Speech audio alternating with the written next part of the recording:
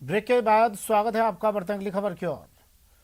Iron lady के तौर पर विख्यात पूर्व प्रधानमंत्री इंदिरा गांधी की आज पुण्यतिथि है। इस अवसर पर नारी सशक्तिकरण का संदेश देने के लिए पिंक सिटी जयपुर में Indira run for women power का आयोजन हुआ। जलेब चौक से लेकर जोरावर सिंह गेट तक यह मैराथन दौड़ हुई, जिसमें बड़ी संख्या में महिलाओं और छात्राओं के साथ ही पुरुषों ने भी हिस्सा लिया। सीएम अशोक गहलोत ने वर्चुअल रूप से हरी झंडी दिखाकर इस दौड़ को रवाना किया। कार्यक्रम को संबोधित करते हुए सीएम गहलोत ने कहा कि इंदिरा गांधी एक महान नेता थी, जिन्होंने देश को अखंड रखने के लिए अपनी जान की बाजी लगा दी। गहलोत ने लोगों से इंदिरा गांधी और सरदार पटेल के बताए रास्तों पर चलने और उनके संदेश को आत्मसात करने का आह्वान किया।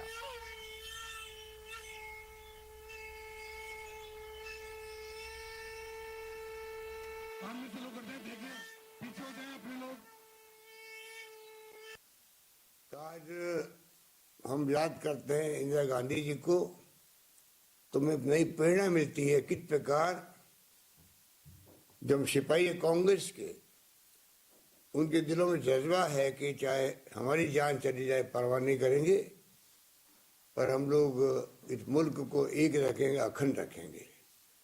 और उसके लिए जरूरी है कि हम जो संविधान हमें दिया डॉक्टर अम्बेडकर ने, गांधी जी के सानिध्य में जो पंडित जवाहरलाल नेहरू, सरदार वल्लभ भाई पटेल जिनकी आज जयंती है, उनको भी याद करते हैं। मौलाना अबुल कलाम आजाद जैसे बड़े महान नेताओं ने आजाद भारत को जो लोकतंत्र दिया, संविधान के अंतर्गत समाजवाद की भावना उजागर की और किस प्रकार से धर्मनिरपेक्षता की बात करी, सभी धर्मों को साथ लेकर चलने की। इसलिए अनेकता में एकता वाला मुल्क, जहाँ अलग अलग भाषाएं हैं, वर्ग है, जाति हैं, धर्म है, तब भी हम लोग एक व अखंड है इस मुल्क के नागरिकों की भावना के अनुरूप। जबकि आज पाकिस्तान में बार बार सैनिकों के शासन हुए, रशिया जैसा मुल्क जो था सुपर पावर थे अमेरिका के मुकाबले की, 16 टुकड़े हो गए उसके, पर आज ये मुल्क एक रहा, अखंड रहा। ये वही भावना थी जो संविधान में प्रकट की गई डॉक्टर अम्बेडकर के। दुर्भाग्य से जो लोग बैठे हैं आज सत्ता में, वो कहते हैं कि 70 साल में क्या किया कांग्रेस ने।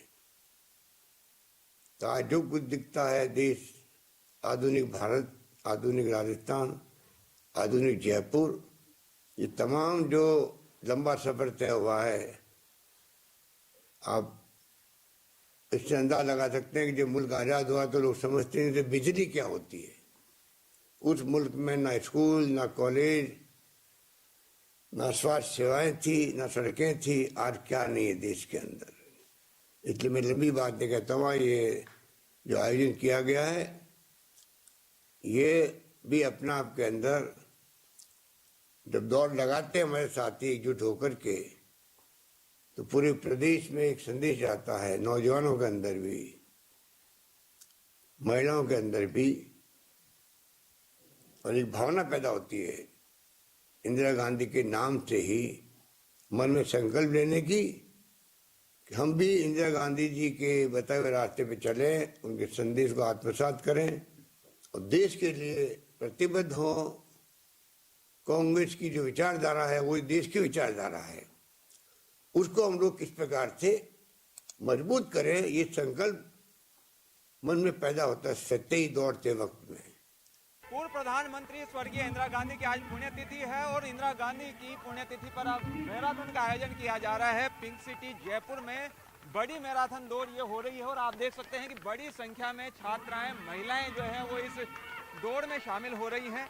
इंदिरा गांधी ने जो है वो देश को अखंड रखने में बड़ा योगदान दिया था और नारी सशक्तिकरण का संदेश देने के लिए ये मैराथन जो है वो आयोजित की जा रही है। आप देख सकते हैं छोटे बच्चों से लेकर जो है वो बड़े तक जो है वो इस मैराथन में शामिल हो रहे हैं और नारी सशक्तिकरण का संदेश देने की कोशिश यहाँ पर हो रही है। ना केवल महिलाएं, बच्चियाँ, बल्कि जो है वो पुरुष भी जो है वो इस मैराथन दौड़ में शामिल हो रहे हैं और एक संदेश देने की यहाँ से कोशिश हो रही है, नारी सशक्तिकरण का संदेश देने की जो है वो कोशिश हो रही है।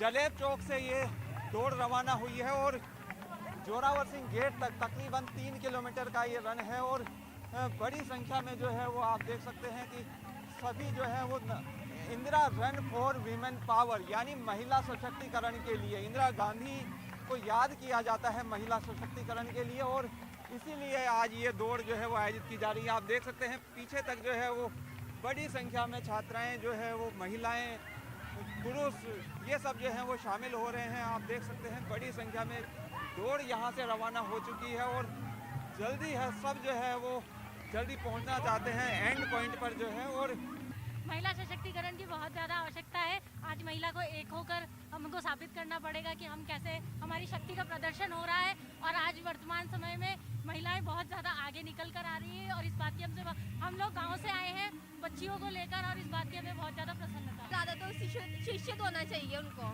फर्स्टली उन्हें शिक्षित होना चाहिए, देन वो आगे बढ़ सकती हैं। जब जागरूक होगी महिला तभी आगे बढ़। और भी महिलाएं यहाँ पे शामिल होने पहुंची हैं। मैम शामिल हो रही हैं आप। महिला सशक्तिकरण की ये दौड़ है, किस तरीके से कितना आगे हम बढ़ पाए महिला सशक्तिकरण में और किस तरीके से सशक्तिकरण होना चाहिए महिलाओं का। महिला जब तक स्वयं अपने आप को सशक्त नहीं बनाएगी, जब तक कोई कितनी भी कोशिश कर ले, वो सशक्तिकरण नहीं आ सकता। ठीक है, गवर्नमेंट हमारे लिए बहुत कुछ कर रही है, दैट्स वेरी गुड। आप जिस तरह से देख रहे हैं तो हमारे साथ हमें सपोर्ट करने के लिए हमारे विकलांग भाई और सभी लोग दिव्यांग हैं, वो लोग भी, वृद्ध हैं, वो लोग भी हमारे साथ जुड़े हैं और आज एक संदेश देना चाहते हैं कि महिला सम्मान में देश आगे आए, महिलाओं का सम्मान करे। कैमरामैन अविनाश के साथ दिनेश शर्मा, न्यूज 18 जयपुर। इस मौके पर मुख्य सचेतक डॉक्टर महेश जोशी ने कहा कि महिला सशक्तिकरण समय की जरूरत है। हाल ही में प्रियंका गांधी ने महिलाओं को चुनाव में 40% टिकट दिए जाने की घोषणा की, जिसे आगे बढ़ाया जाना चाहिए। उन्होंने कहा कि इस तरह के फैसलों से महिलाओं को आगे बढ़ाने में मदद मिलेगी। महेश जोशी आज पूर्व प्रधानमंत्री स्वर्गीय इंदिरा गांधी की पुण्यतिथि पर आयोजित Indira run for women power में शामिल हुए। जोशी इस मैराथन की तैयारियों में पिछले कई दिन से जुटे हुए थे और इसे सफल बनाने पर उन्होंने सभी का आभार जताया है। जोशी से बात की संवाददाता दिनेश शर्मा ने।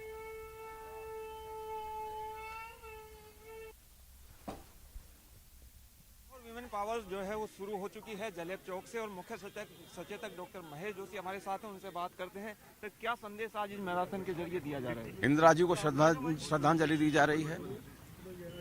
जिन सिद्धांतों के लिए इंदिरा जी ने अपनी जान न्यौछावर कर दी, उन सिद्धांतों को नमन किया जा रहा है।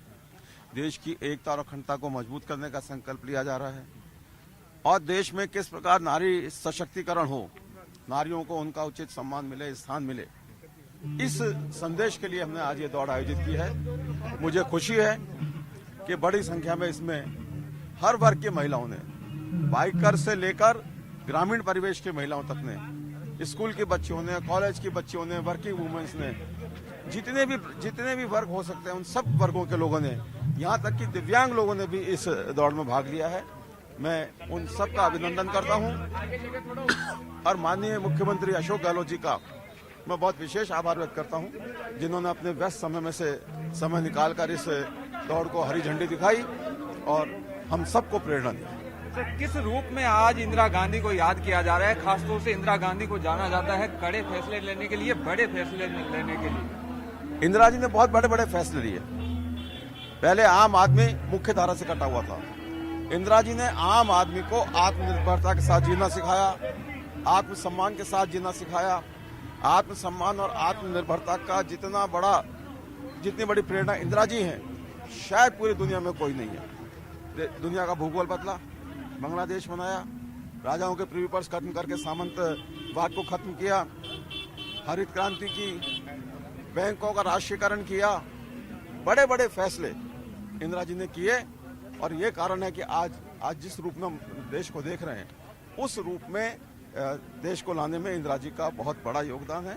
मैं उन्हें नमन करता हूँ और ये सारे साथी जो आए, चाहे बच्चियां हों, महिलाएं हों, पुरुष हों, बच्चे हों, हम सब लोग इंदिरा जी को नमन करते हैं। क्या समय की आवश्यकता है सर? किस तरीके से महिलाओं को आगे बढ़ाने की आवश्यकता है आज?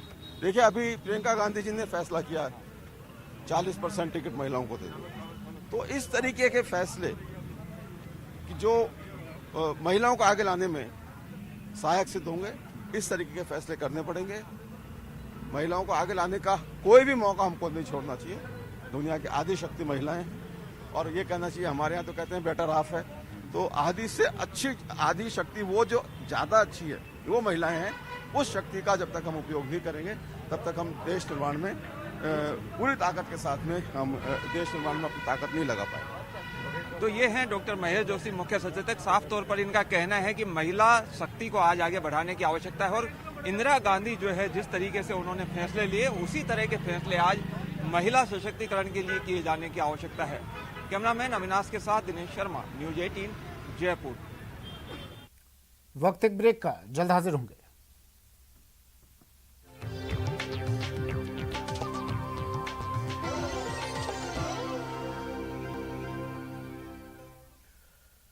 ब्रेक के बाद स्वागत है आपका। चलिए अब शुरू करते हैं 5 मिनट में 25 खबरें।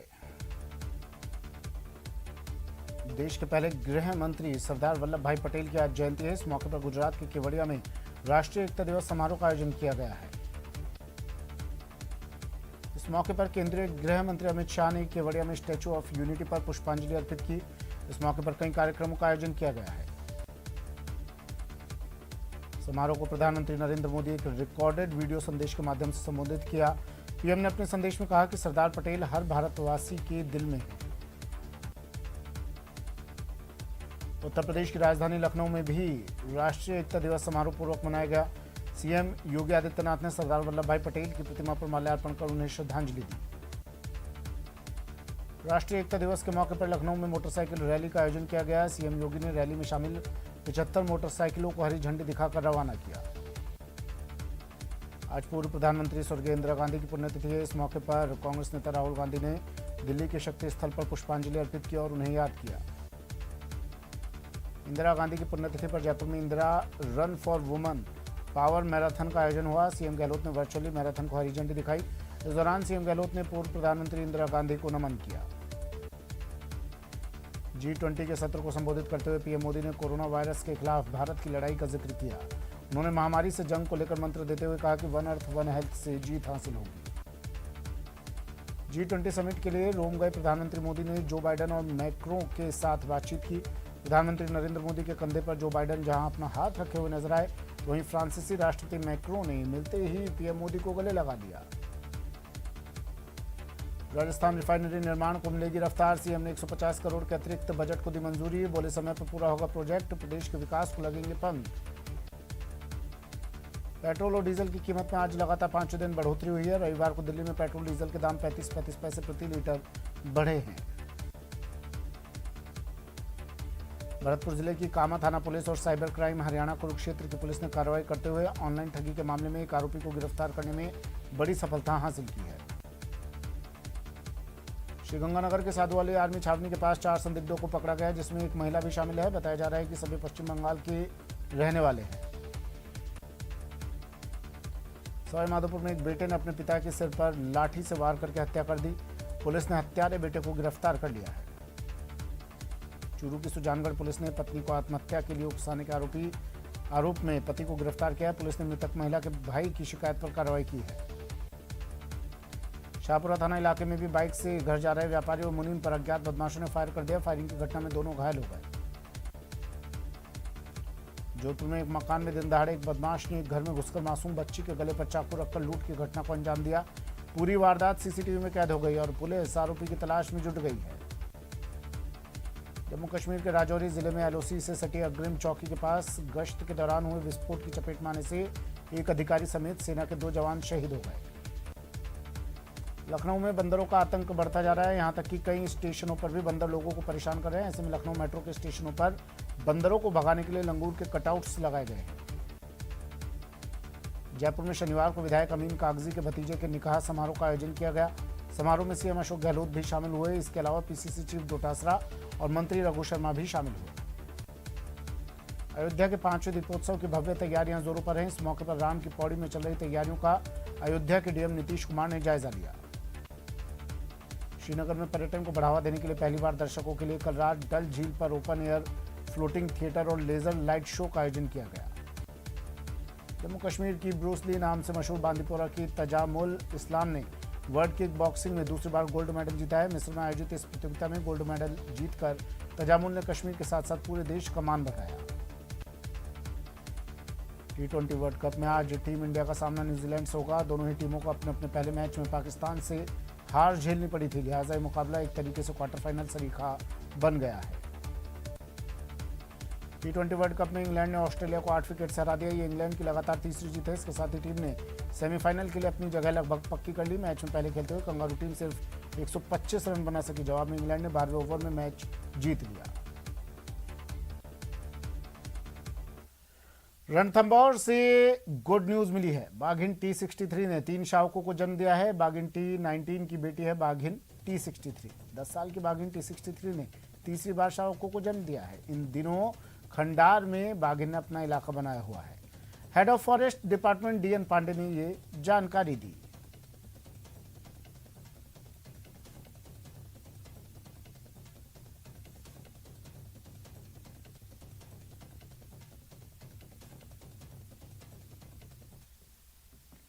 उच्च शिक्षा मंत्री भंवर सिंह भाटी ने कहा है कि प्रदेश के कॉलेजों के नए भवनों की प्रक्रिया चल रही है और बहुत जल्द ही कॉलेजों को भवन मिल जाएंगे। भाटी सीकर के बेसवा गांव में हाजी गुलाम मोहम्मद खान की बेटी की शादी में शिरकत करने पहुंचे। उन्होंने कहा कि पिछले 2.5 साल में प्रदेश में 123 नए सरकारी कॉलेज खोले गए हैं।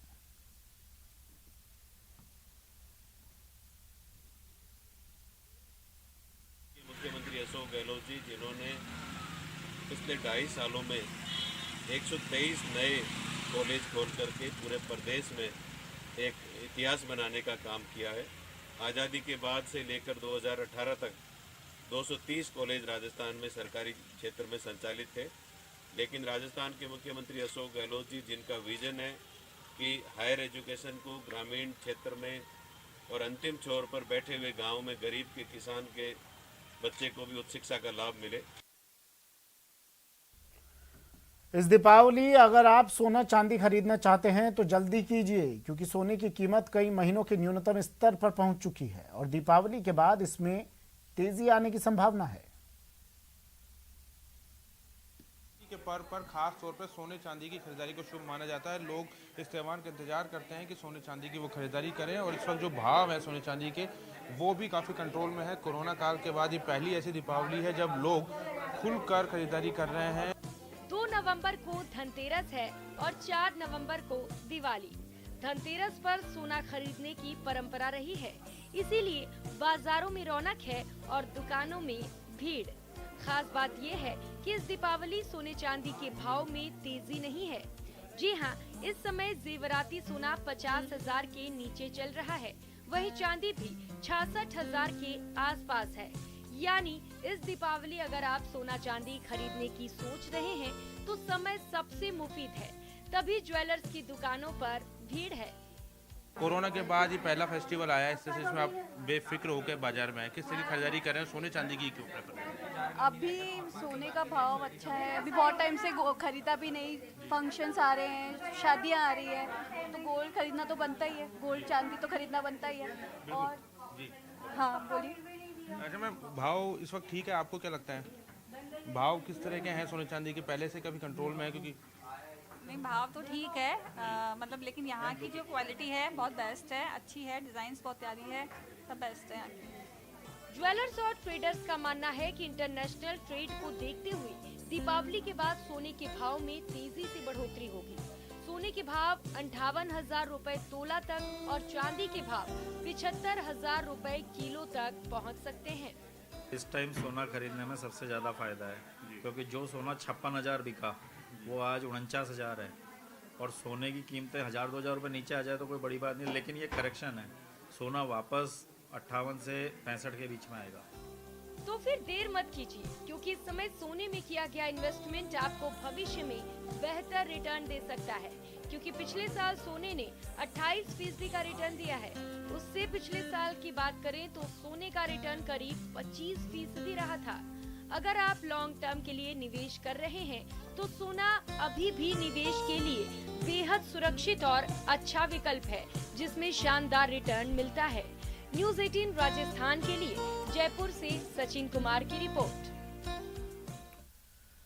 एक्टर सैफ अली खान इन दिनों अपने परिवार के साथ जैसलमेर वैकेशन पर हैं। इस दौरान सैफ ने बेटे तैमूर के साथ शॉटगन पर हाथ आजमाए।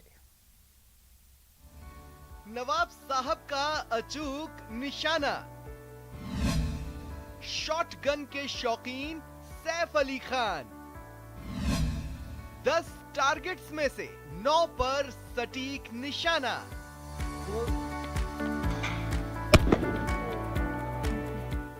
बॉलीवुड स्टार सैफ अली खान सिर्फ अदाकारी में ही हिट नहीं है, बल्कि निशाना लगाने में भी माहिर है। चॉकलेटी हीरो की इमेज से लेकर विलेन के कई दमदार किरदार निभाने वाले नवाब साहब का निशाना इतना अचूक है कि वो 10 में से 10 टारगेट पर एकदम सटीक वार कर सकते हैं। दरअसल सैफ अली खान और करीना कपूर खान की मशहूर जोड़ी इन दिनों जैसलमेर के दौरे पर है। वो होटल सूर्यगढ़ में अपनी छुट्टियां एंजॉय कर रहे हैं। जब नवाब साहब को पता चला कि पश्चिमी राजस्थान की पहली शूटिंग रेंज होटल से एकदम करीब है, तो वो खुद को रोक नहीं सके। सैफ बेटे तैमूर के साथ JSM शूटिंग रेंज पहुंच गए और शॉटगन पर जमकर हाथ आजमाया। सैफ अली खान ने 10 में से 9 टारगेट पर एकदम सटीक निशाना लगाकर सबको हैरान कर दिया। इस दौरान सैफ ने वादा किया कि वो साल में 2 से 3 हफ्ते के लिए पूरे परिवार के साथ जैसलमेर आएंगे और शूटिंग के शौकीनों को सटीक निशाने की ट्रेनिंग भी देंगे। बता दें कि सैफ अली खान एक्टर के साथ साथ बिग बोर राइफल के 300 मीटर के नेशनल शूटर भी हैं, जो समय समय पर निशाना लगाते रहते हैं। फिर 2 दिन का जो दौरा है वो और बढ़ा दिया गया है और आने वाली 1 नवंबर को दोपहर को जैसलमेर एयरपोर्ट से मुंबई के लिए प्रस्थान करेंगे। श्रीकांत व्यास, न्यूज़ 18 जैसलमेर।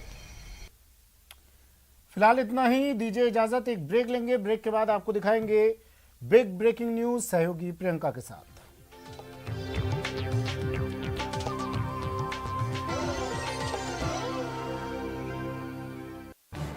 इस न्यूज हेड